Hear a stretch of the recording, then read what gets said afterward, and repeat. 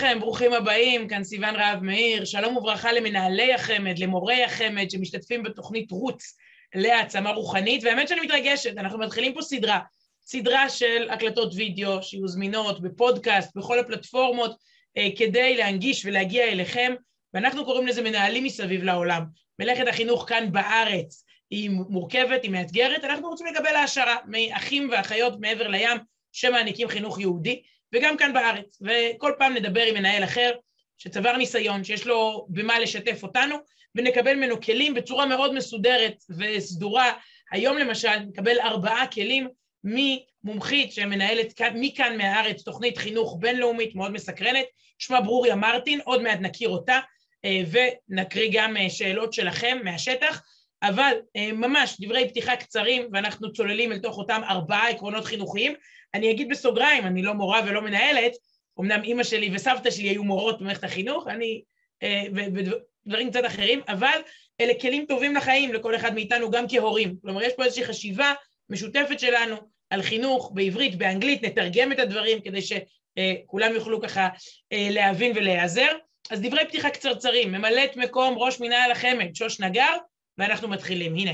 ערב טוב, אנשי חינוך, מנהיגי חינוך, מעצבי דור העתיד, מנהלים, מובילי חינוך בארץ ובתפוצות.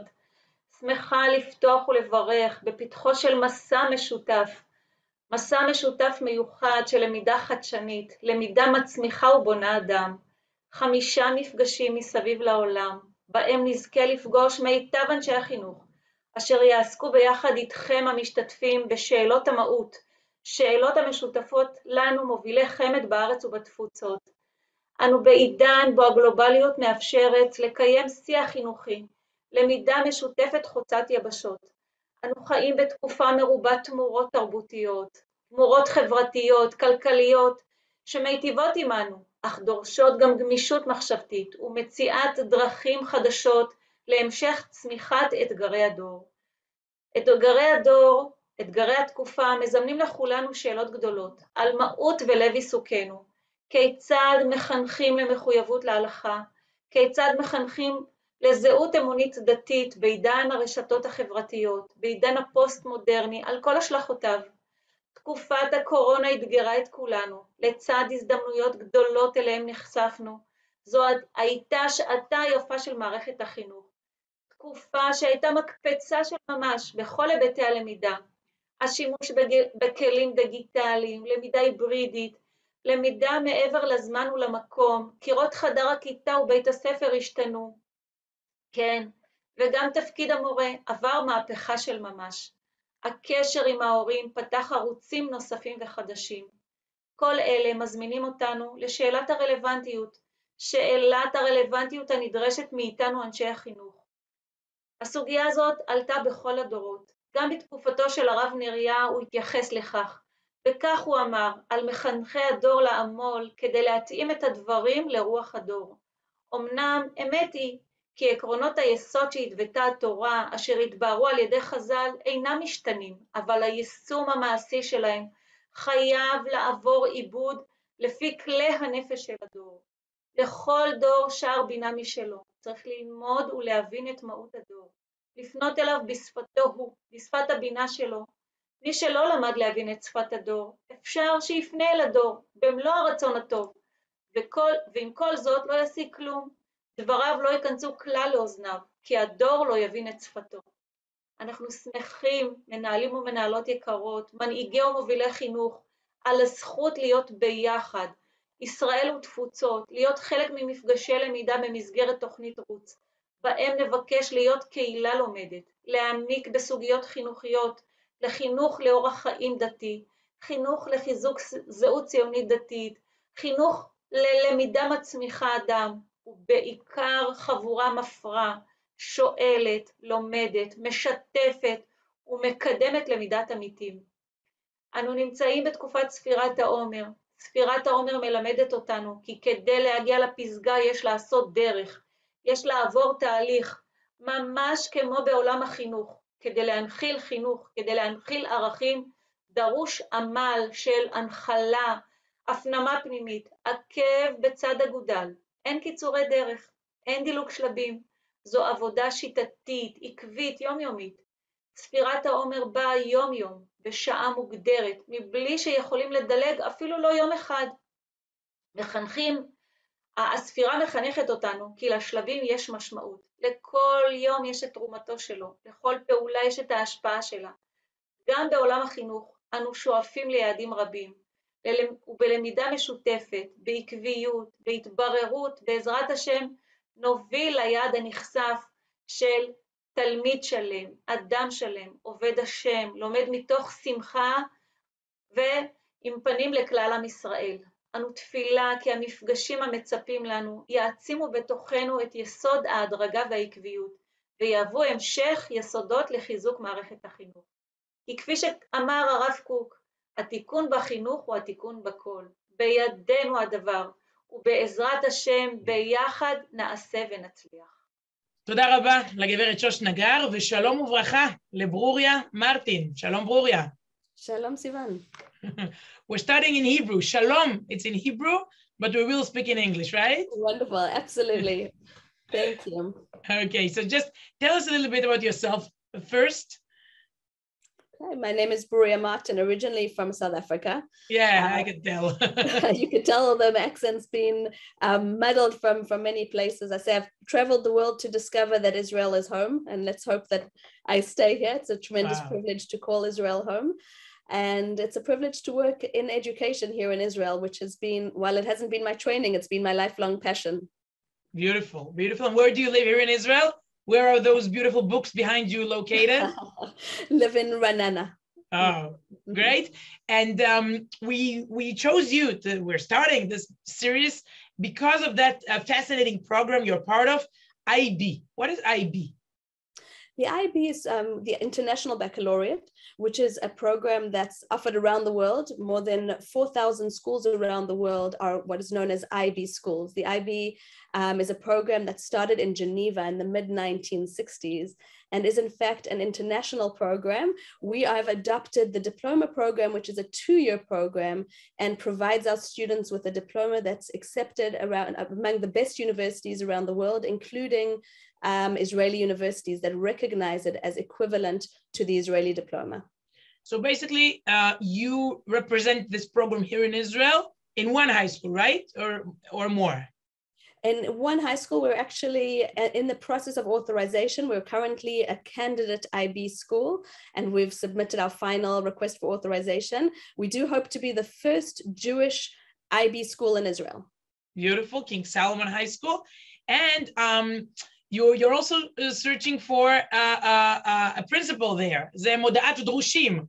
Yes, absolutely. I'm hoping that whoever's excited about the program that we'll be discussing today might be interested in applying for the position. We're looking for someone who is curious and agile and excited about innovation and committed to education. But wait a minute, what is the position? Specifically, מנהל חטיבה. Yes. Okay, maybe we'll elaborate. You know what? If you're interested, listen to the whole podcast, and at the end, maybe Roy will give us some more information. Yes. Okay, but we prepared, I would say, 4, I'm a journalist. I'm looking for headlines, scoops. So you have 4 scoops for us today, 4 principles, 4 gifts maybe you want to share, things you learned during the years of education, especially while working with that IB project. And the first message is, the first headline is, do you want me to pronounce? Sorry, I thought, okay. No problem. Okay. So the first message is, you said there's no contradiction when we speak about tradition and innovation. There's no conflict here. Absolutely. What was exciting for us to discover as we explored an alternative to the Israeli matriculation system here in Israel, to discover that the core concepts that make the IB successful, that make the diploma program of the International Baccalaureate appreciated and valued around the world, are actually components that are central to our tradition. They're embedded very deeply in our DNA. And that was very exciting to discover that those very same things that are being heralded around the world as innovative and critical to education are in fact aspects that are deeply entrenched in our whole pedagogic approach as in Jewish thinking and learning. And specifically, the IB is an inquiry-based approach. It puts the student at the center of its learning, and all the value is placed on the system of questioning and less so in the answers. And we know that that's a very familiar concept to us as Jews. We know that the power of learning lies in the question and less so in the answers. And that as in Jewish thinking and in Jewish wisdom, as teachers, we're supposed to be encouraging powerful questioning and not constantly seeking after the answers. Unfortunately, it seems that traditional educational systems have gone in the other direction, where we try to encourage students to get the right answer, to prepare for the test so that they give the answer that is expected. And this is actually it's an opposite message to what we've taught throughout our tradition, which is the fact that there is not one right answer.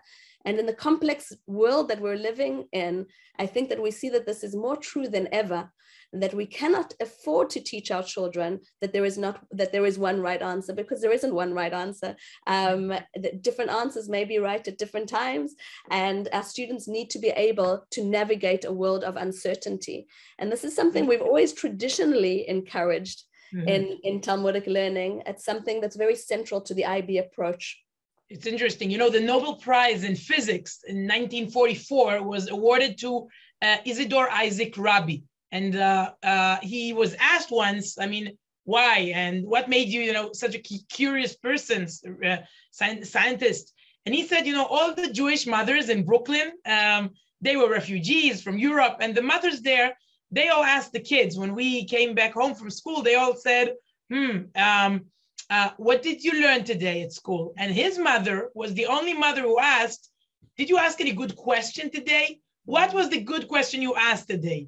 So the young boy, Isidore Rabi, the young Jewish boy, that was the message. Ask good questions, and they are more important than the answers. We also see during Leil Seder, the Seder night, and on Passover, on Pesach, Ma nishtana. That's the message we convey to the next generation. You should ask questions, good questions. Ma nishtana layla hazeh. Be curious. What's going on here? What changed in the in the world, or in the family? The room where we're eating, that's I think it's connected to what you said. Absolutely, and we recognize the Seder experience as the prototype of a pedagogical approach where we engage our children through questions and through experience. And the core components of the IB approach as an inquiry-based system that encourages questioning and encourages the students experiencing their learning from the center. These are tools that are already embedded within us and gifted to us in our rich Jewish heritage. So we see that this Talmudic methodology has for centuries cultivated this inquiry-based and integrated approach to learning that's being heralded today as some of the most effective and relevant methods of teaching and learning. We see the power that lies in the question, the fact that there isn't one right answer, to encourage students to recognize that the goal isn't to get to the right answer, as it is the networking of ideas that we're used to from Talmudic learning. And if we could bring this into our traditional systems of education, we'd be far better off from this. In fact, סיוון, we see schools around the world that are not Jewish that turn to our very own Talmud to try and discover the secrets of really effective pedagogy. I'm sure you're familiar with schools around the world, specifically in Korea, that use this model to... It's fascinating because, a month ago, here on Israeli TV, channel 12, where I work, two reporters, they were flying all the way to South Korea to research their methods, their system. And at the end of their journey, they spent a week there. The translator, the guy that was translating from, to Hebrew, he's not Jewish at all, but he knows Hebrew. He told them, how can you fly back to Israel without mentioning the fact we all learn Talmud? And they were like, what? Why do you learn Talmud? Let's see together. I want to show you and all the teachers and principals that are watching us this minute after, I think, 4 or 5 episodes of those two Israeli reporters learning the Korean system. This translator told them, but what about our secret that is basically your secret, your treasure? Look at the books, a beautiful store of children's book, the middle of South Korea. What do they read? Here is the answer. פה כתוב אדום, זה ילדים. ספרי ילדים? בוא נחפש אותו. בבקשה. Do you know where is the Talmud stories? כשאתה אומר תלמוד, היא מבינה. This is the Talmud? Yes, Yeah, for kids. הנה, הכל תלמוד. מצאנו את התלמוד. תלמוד. פה כתוב, זה עם יהודי, הכי חכם בעולם. ילדים קוריאנים בבית ספר לומדים את סיפורי התלמוד. נכון, הורים אוהבים לקרוא את הספרים, כי מקבלים את החוכמה מהתלמוד. בכל המדדים הבינלאומיים, כן. התלמידים בקוריאה מגיעים למקום גבוה יותר מהתלמידים בישראל, ועדיין הילדים הקוריאנים רוצים ללמוד את סודות החוכמה של הילדים מישראל. אנשים רואים ישראל מקבל נובל פלאס הרבה, אבל קוריאה אין אף אחד. אז אנשים חושבים, מה ההבדל? אז ככה, הקוריאנים בעזרת התלמוד מקווים שגם הם יזכו בנובל. כן. Yeah, so as you can see, what do they understand there in Korea? Maybe we in Israel sometimes we forget about it. Absolutely, that's really beautiful, and it's important to recognize that there isn't a contradiction between that polarity of drawing on our heritage and being innovative. In fact, we see that has often been the secret to our success. Exactly when we're able to access what's deep within our heritage, we're able to be the most innovative. I was actually at a friend's Brit Milah a few months ago, and he named his son Kedem. And I thought that was such a beautiful idea. The way I thought of the word Kedem was our past. And he mentioned that the word Kadima, thinking forward, Kadima and Kedem, our history and our future are so intertwined. They're so interlinked. If we can straddle that, our heritage together with our future and draw on what makes us special, what gives us our very identity, we're better off, we're more likely to succeed at the challenges that lie ahead. Beautiful. We say to the Sefer Torah, to the Torah scroll every week on Shabbat morning, Chadesh Yamenu Kekedem. Chadesh meaning renewal, Kekedem. As it was, now you add Kedem is also Kadima. So we need this special mixture of old and new, and you say it lies in our heritage. The roots are already there, and this is the right way to see it. Okay, so maybe the first message here to all of us is to when we speak about innovation, it's not something foreign. We take it from the States or Europe. It comes here from Israel, from the Jewish heritage. Absolutely. Okay. And in order to achieve that, סיוון, we get to our second point. In order to achieve the leaning on our heritage and to access some of our greatest wisdom, here comes our second piece of advice, perhaps, is adjusting the role of the teacher. I think traditionally the teacher has become he or she that provides the information, that gives the content. I was very shocked in coming to Israel and seeing my children learning in school, very shocked to see that the learning process included copying off the board into her notebook. And day after day, she would copy the material off the board into a notebook, learn it by heart, get 100. But when I would engage her in conversation about what she had written, there was no application of knowledge. There was no curiosity. In fact, sometimes she didn't even remember what she had just regurgitated the day before. And here it becomes really important to recognize that the role of the teacher as provider of information today, as we know, has changed. We can access information, our children can access information at the press of a button.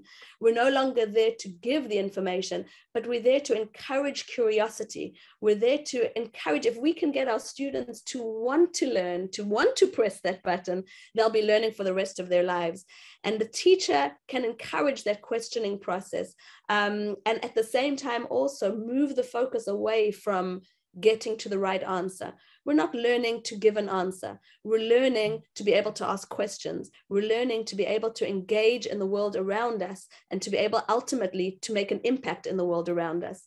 And making an impact requires learning for the sake of creating a better world, learning for the sake of our own curiosity and personal development, but not learning to provide the answers that someone else is expecting. But don't underestimate learning. Sometimes it's important to learn things by heart, to also know some information. It's not just me. Sometimes I hear people love to quote the phrase, 70 panim laTorah. There are 70 ways to learn our holy Torah.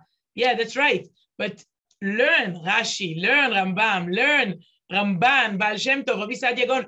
don't just come and, make up out of your mind, invent something, the 71 panim, the 70, and I know everything. Whatever I say, okay, this is what Rashi, I mean, there is, I think, something you should learn before you start inventing things and thinking, about creative new ways. And the basic knowledge is something you still have to give kids. I mean, 1, 2, 3, 4, 5, 6, 7, 8, 9, 10, it's still something you should learn at the age of 6, and instead of just, I think 8 is less than 9. Okay, that's very nice. That's very creative. You're wrong. There's still, concepts of true and false in this world. Absolutely. That's a really critical point. And when you're bringing us to our third piece of advice, which is that delicate balance. Okay, we'll get there. Oh, okay. Okay.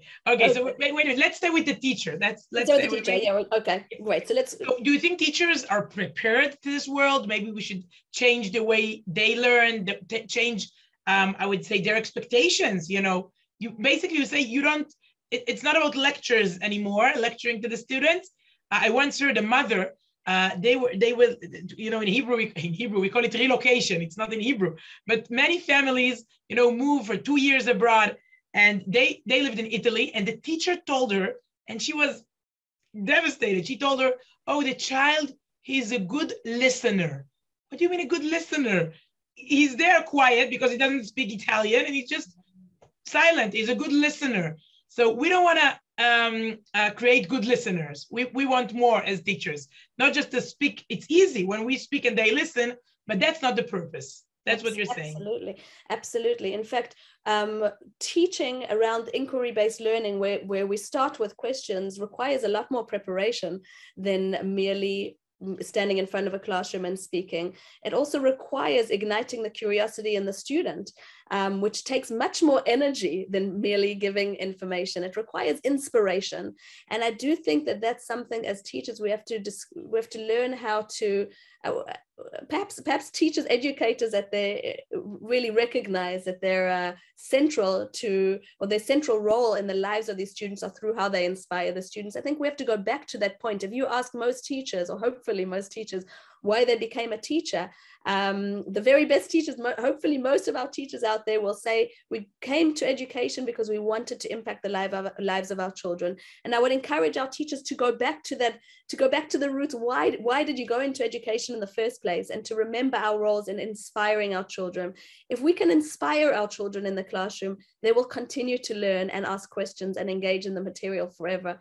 I think we can all point to teachers who made us the way that we are, teachers who were instrumental in our lives, and recognize that our best teachers, those who participated in forming us, were those not who gave us the most information, but those who inspired us to investigate our own passions and to explore the things that interest us, and who motivated us and inspired us to learn more and to become curious. Wow, that's beautiful. And I want to show you one example. Reb Kanievsky passed away lately, and we saw hundreds of thousands of people that were, mourning basically. They felt like their own teacher, their own father passed away, and he never gave them, lectures. They never heard a shiur, something that he didn't speak, but as you said, inspiration. And he drove them, he made them learn more. I was asked, on Israeli TV, what is why do they come? And how many people will come? Now, the main question was the amount of people. And I said, it's not the lama, it's the kama. It's not why do they come, how many people or how much, the police, the municipality, the amount of people, the number. People wanted numbers, 500,000, 1 million. I say it's not kama, it's lama. Why do they come? As you said, we want to be meaningful teachers. So maybe I want to show you an example about the answer I gave, but you can all ask yourself, it's an open question. Why did they come, and what was the meaning he gave to their life in order to create a good students, pupils, followers? This is my answer. Let's see it together. באמת נדבר, דנה, אולי לא על כמה יגיעו מחר, אלא על הלמה, למה הם יגיעו. קודם כל, הם לא יגיעו בגלל הכריזמה. אני לא זוכרת הזדמנות שבה הוא נאם פומבית. זה לא הכריזמה או היופי או העושר, ממש לא. זה היה העוני ודלות. זו לא הפוליטיקה, במובן הפוליטי הוא משפיע רשמית על 3 ח"כים של דגל התורה הליטאית, אבל הוא השפיע על חילונים ומסורתיים ודתיים וחרדים ועל יהודים בחול. הייתה פה אהבה והערצה מעבר להשפעה הפוליטית המצומצמת, במובן מסוים זה גם לא התפקיד, אין לו תפקיד רשמי שבו הוא נושא, הוא כונה רב חיים, הוא לא עומד בראש מוסד או ישיבה או דיין או עם איזושהי פוזיציה כזאת. יש כאן באמת איזשהו אתוס של לימוד תורה של 94 שנים, או בואי נעשה הנחה, נגיד שהוא התחיל בגיל 3, יותר מ-90 שנים של לימוד תורה, והגעה לרמה אולי הכי גבוהה שאפשר להגיע אליה. האדם שבדור שלנו נחשב להכי בקיא, הכי יודע, הוא פנומן במובן הזה, האינטלקטואלי הלימודי, הקשר שלו ללימוד התורה. זו הסיבה שבגללה הם יהיו לא רק מחר, אלא כל השנים. מי שיסתכל על התור בכניסה לביתו, הבית ברחוב רשב"ם, זה מושג, מי שיסתכל על התור ראה באמת אנשים ממגזרים שונים, מגוונים שונים, גם יהודים שהגיעו מחול, וחלקם יספיקו להגיע גם להלוויה, ואם לא אז לשבעה, כך שאת יודעת, אנחנו רגילים למושגים סלב, משפיען, אושייה, זה לא מתאים בהקשר הזה, אבל במובן מסוים זה כן מתאים. יש פה איזושהי הצצה למי ילדים ונערים נושאים אליו עיניים, והם יהיו שם מחר להיפרד ולהצדיע. סיוון, תודה רבה לך על הדברים האלה. Reb Chaim Kanievsky of blessed memory. So we spoke about our heritage and the fact there's no conflict, no contradiction between heritage and innovation. Then you described the ideal teacher we need today. And the third subject, what we in Hebrew call tzionim, grades. Yes, this is a big factor because we have to recognize that the way that we assess tells a lot, speaks a lot to the students. So if we're grading with numbers, the message to the students is that we're grading their answers. There's a right and there's a wrong, and that they're measuring themselves through these numbers. So the way that we assess their progress becomes really quite critical. And numbers are important. In a natural world, humans need feedback, and we need to be able to have our progress measured. But we have to focus perhaps on assessing the process more than just the result, and giving students feedback on the process, not just on the outcome, because at the end of the day, it's going to be the process that builds them. It's going to be the process that allows them to make progress and eventually to make impact in the world out there. I think too often we find in our traditional system that students are hooked onto the grades. It becomes all about the grade. And the more they're focusing on the grade, the less they're focusing on their ability to really engage with the material, to learn curiously, and to detach themselves from the number at the end, from the outcome. Real learning can't be attached to the outcome. We can only really learn when we're experimenting, when we're not focused on the outcome, when we can be curious about the outcome. And I think too often students are just too concerned about that number we'll give them at the end. Students of ours who are currently in the IB program, and it's our first year that we're putting students into the IB diploma program, the greatest challenge, I would say, even more than the language, because they're going from learning in Hebrew to learning in English. It's a whole new approach.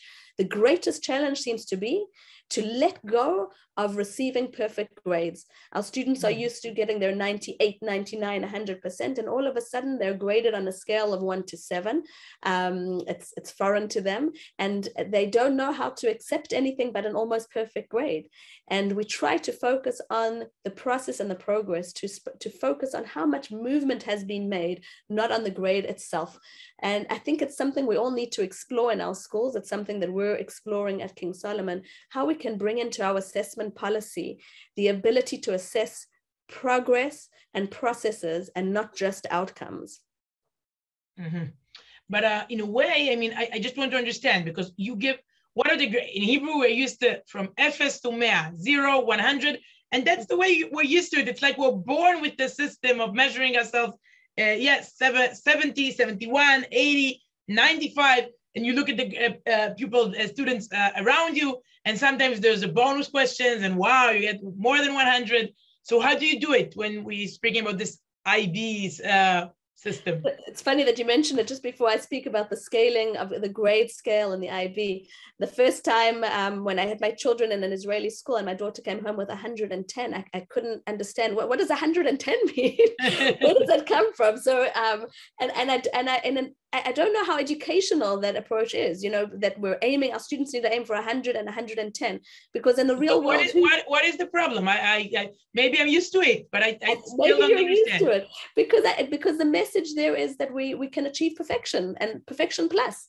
And I think that we need to recognize that learning isn't about achieving perfection. It's not about getting all the answers right and having a perfect score. There has to always be room for perfection. We see even when Hashem created the world, he created it with the need, with room for perfection, with room for making it better. There's no such thing as 110%. In the IB system, that the scale is 1 to 7. And I believe, although it's not specifically stated, but I believe that this is in order to relieve the students of the pressure around specific grades. So it's— Wait a minute, 1 to 7. Okay, so 7 becomes the 100. I want to get a 7, perfect 7. But 7 is a range from 85 to 100. 7 is a range where they can recognize. I believe that. Got you. Understood. 7 means from 85 to 100. Okay. Yes. Okay. Yes. So 6 is this. I tried to translate it. So 6 is like, okay. So if you get a 6, you feel quite good, and you get 7, it's great. So automatically you're trained already to translate that into into our system. I'm sorry. I think part of this taking us out of our natural system is the ability to try and relieve ourselves from measuring ourselves from those numbers that we're used to. Because at the end of the day, and I see this oftentimes, graduates from school going into university, or from university going into life, those that are often used to getting their straight hundreds and may encounter challenges in real life, sometimes have a hard time with that.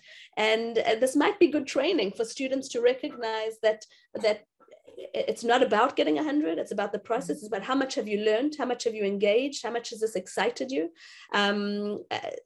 In general, I believe that a lot of the more the newer systems of grading are moving away from specific numbers. At the same time, again, it's a balance, because we do need feedback, and in real life we are measured, so numbers do have a role. I think we do need to just discuss where, and each school to explore how much can we place value just on the outcome and the grade and the number, and how much might we be able to also bring to attention, focus on the process, and to commend the process of the students, so that they can also learn to get fulfillment from the process and not just from the outcome.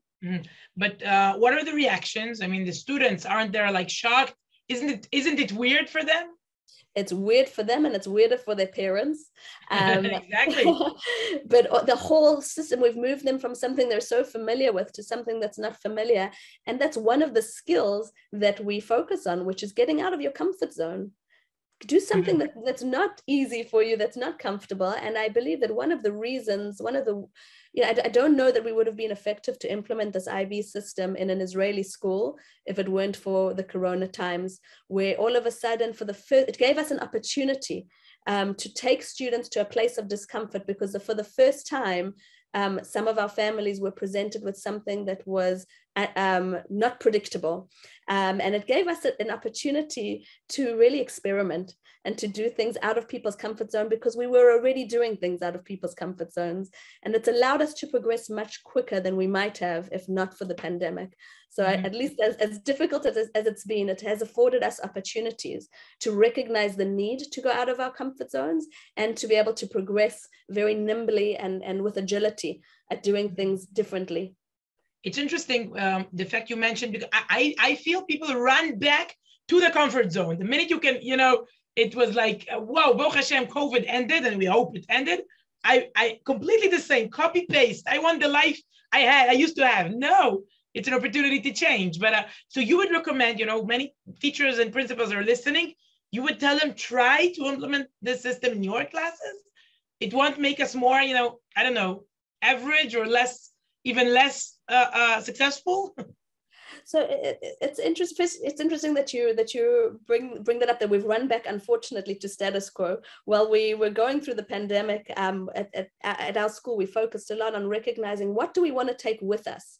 And making sure that we implement certain changes into the future, because I think it's that interaction with discomfort and the ability to work in an uncomfortable world which allows for progress. In terms of how to bring this into the classroom, I think you bring up an important point, which is that if we let go of grades entirely, we can welcome mediocrity into our world, where the grades are meaningless.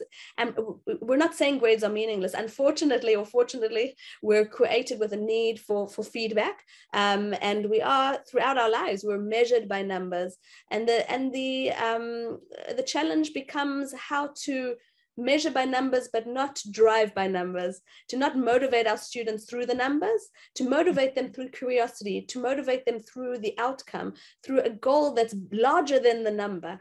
You know, imagine what you could do with this if, should be more exciting to them than the 100 they might get from the exam. And at the same time, we still do need to create goals for ourselves. And the goal should include perhaps not only the result on the test, but the process of getting there. You know, how many hours did you put in studying?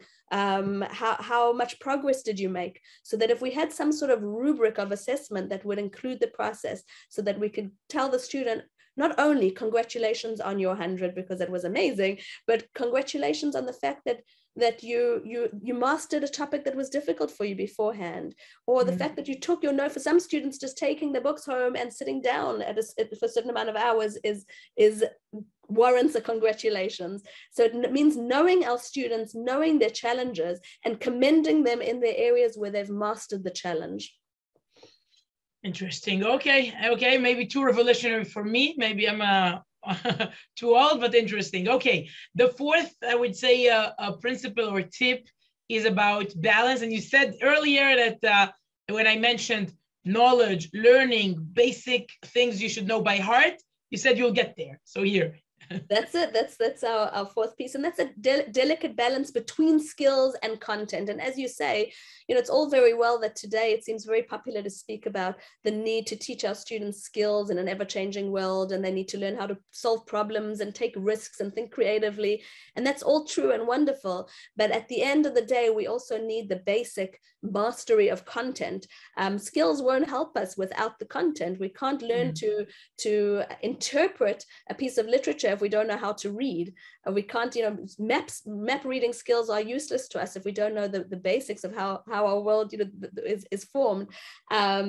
So we do need to step around that balance very cautiously and make sure also that there is a mastery of content according to, you know, what's age appropriate, and each subject with its own set of content that needs to be mastered, and then develop the skills around that. So we have to be very careful not to throw away the focus on content just to adopt the skills. And at the same time, we have to make sure that we're not simply encouraging the mastery of content with no ability to think and to apply. You know, we speak a lot about needing to catch up with the times. Education's falling behind, and everything's moving so fast, but school has stayed the same. And how are we making reforms, and how are we changing? And I think we need to do a lot more than catching up. Education needs to be the horse that's leading the cart, not being driven by. We're not catching up. We have to get to a point where we can lead, where education is at the head, is setting the trends, is predicting the trends and preparing our students before they need the skills that are required. And that requires... Give them some practical examples. I mean, it sounds beautiful, but what? Give you some practical examples from the classes, from the students.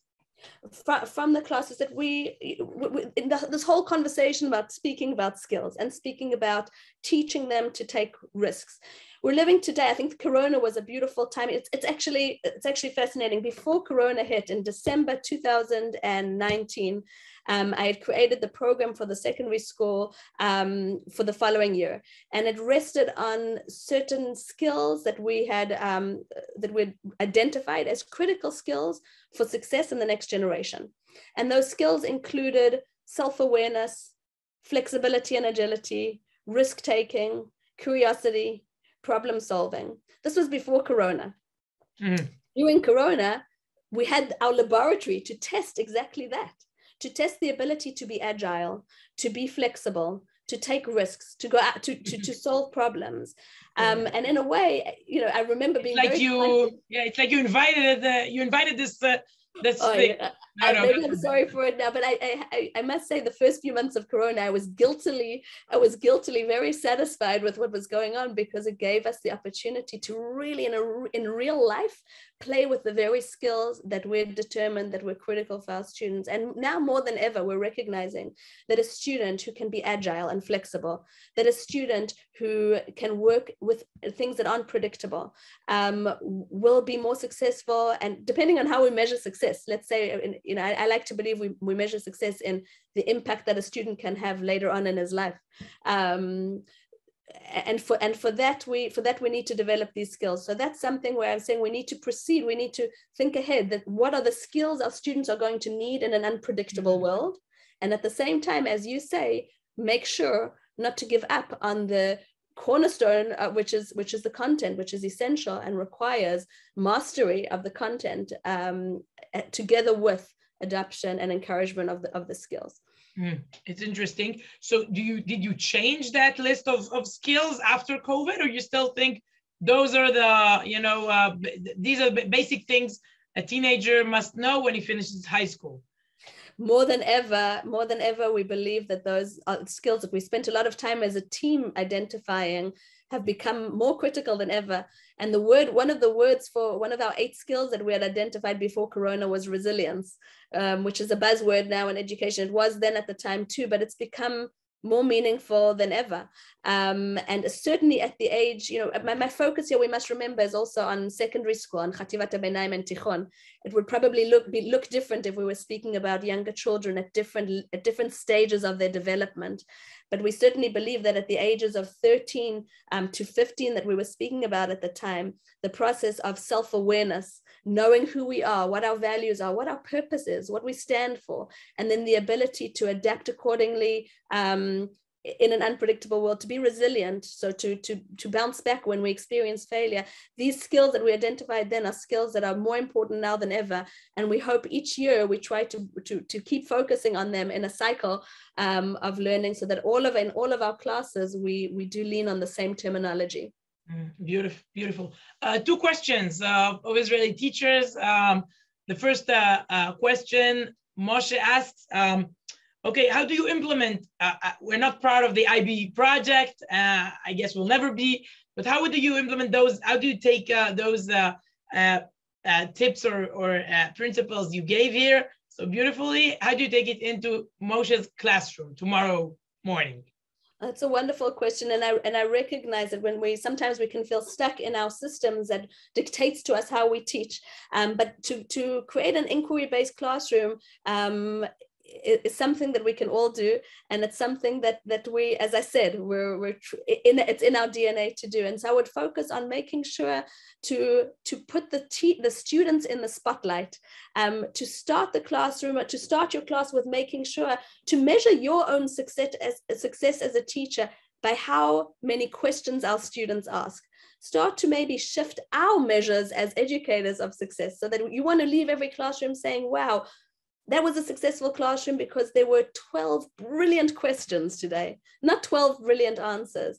By starting every class with something fascinating that triggers the students' curiosity and gets them to ask questions, allowing their questions to lead into further exploration until all of a sudden we recognize that the students are actually navigating their own learning and the teacher's able to step aside and watch the magic that happens when students are actually curious.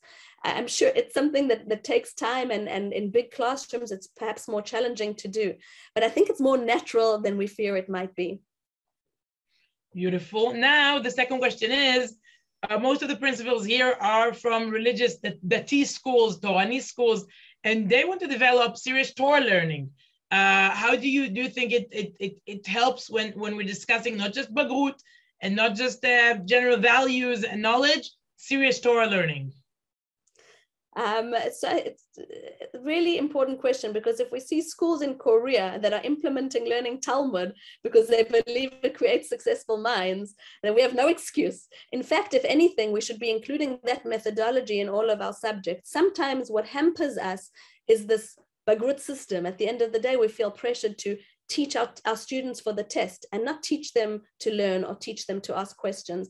If we can try sometimes to put that on the side, when obviously we can't afford to fully put it on the side, we have to accomplish, our students have to succeed at the tests. But if in our minds we're able to put it aside a little bit and ask ourselves, what really is the value of the learning we want to bring in here? And we spoke about a few elements here, the idea of shinun, of learning content, of knowing the content of our Torah, and also the ability to ask questions and to think, and bringing those together, not for the sake of a test, but for the sake of genuine, curious engagement with our texts that have kept us for generations ahead of the game in pedagogy for many hundreds of years. Beautiful, beautiful. Now, we promised for those who are the good listeners who listened and are here with us to elaborate a little bit about that new position, and maybe we'll say it in Hebrew. Your Hebrew is great, Brurya. We spoke earlier. Maybe you can even elaborate in Hebrew. Menahel Chativat Benaim King Solomon, right? That's what you're looking for. כמו שאמרנו שחשוב שנצא מהקומפורט זון שלנו, שמהמקום הנוחות. אז לדבר בעברית זה לצאת מהקומפורט זון שלי, מהאזור הנוחות, אבל אם זה מה שאני אומרת לעשות לתלמידים, אז אני צריכה גם. אז כן, אנחנו מחפשים מנהל לחטיבת הביניים שלנו, אז הפרופיל של בן אדם שאנחנו מחפשים זה דווקא מישהו עם סקרנות, עם הרצון לעשות משהו חדשני, אבל ביחד עם זה גם ניסיון לעבוד עם מערכת, כי זה גם חשוב, כמו שאמרנו, זה חשוב גם התוכן וגם הסקילס, גם החדשנות וגם the experience, אז שילוב בין השתיים. There are very exciting things happening at King Solomon, זה מקום מאוד מאוד מרגש, אז נשמח לקבל קורות חיים של מועמדים, ומאחלת לכולם בהצלחה. מצוין, תודה רבה על העצות הנפלאות, ברוריה, מרטין. אני אעשה סיכום קצר בעברית. התחלנו בכך שאין סתירה בין מסורת לחדשנות, להפך, החדשנות נובעת מהמסורת שלנו. דיברנו על השינוי בתפקיד המורה, הוא לא רק ספק תוכן, הוא מעודד אותנו לסקרנות. דיברנו על הציונים, ופה נשארנו אולי חלוקות קצת, או מה שנקרא צריך עיון, כי אני מהשיטה הישראלית, אבל זה בהחלט מעניין לשמוע על השיטה שלכם. לסיום, דיברנו על האיזון העדין בין ערכים לתוכן, ועל כך שאתה צריך לצפות את העתיד, להגיד לתלמיד מה סט הערכים שאתה רוצה שיהיה לו. דיברת מרתק על הדוגמאות שקיבלתם בקורונה, ענינו לקצת שאלות מהשטח, סיפרנו על המשרה שאתם מחפשים, אנחנו מודים לכל מי שאיתנו, אנחנו מזכירים, מדובר בסדרה חדשה של מפגשים שונים, המורים והמנהלים מוזמנים לשריין את התאריכים הבאים, יש לנו עוד דמויות מרתקות מהארץ ומהעולם, שיעשירו אותנו בידע חינוכי. תודה רבה לברוריה, תודה רבה למארגנים שמאחורי הקלעים, ובהצלחה רבה לך. תודה רבה. תודה לך, סיוון. בשורות טובות.